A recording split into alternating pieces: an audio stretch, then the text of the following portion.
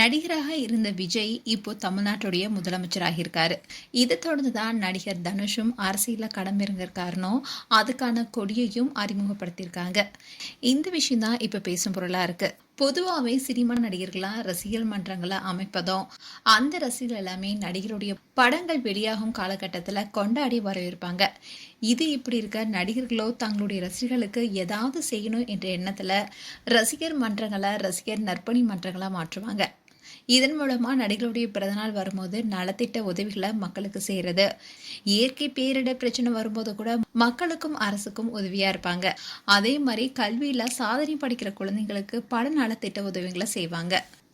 அதே மாதிரி தான் நடிகர் தனுஷுடைய ஃபேன்ஸும் தனுஷுடைய பிறந்தநாள் அப்போ பல நலத்திட்ட உதவிகளை செஞ்சுட்டு வராங்க.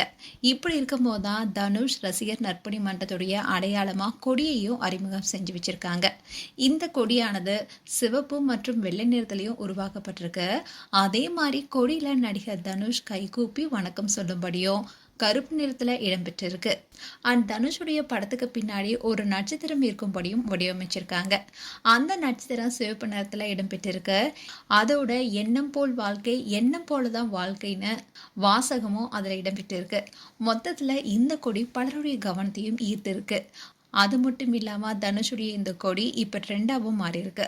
அதுலேயும் குறிப்பாக சில நெட்டிசன்ஸ் இதை என்ன சொல்கிறாங்கன்னா, தனுஷ் சினிமாவை கடந்து மக்கள் மனசில் நலத்திட்டங்கள் மூலமாக இடம்பெற்று வரும் நிலையில் இந்த கொடி பல யுகங்களுக்கு வழிவகுக்குதுன்னு பதிவிட்டுட்டு வராங்க. ஏற்கனவே நடிகர் தனுஷுடைய அப்பா சென்னையில் போயஸ் கார்டனில் ஒரு பவர்ஃபுல்லான இடம். அந்த இடத்துக்கும் அரசியலுக்கும் நெருங்கிய தொடர்பு இருக்கு.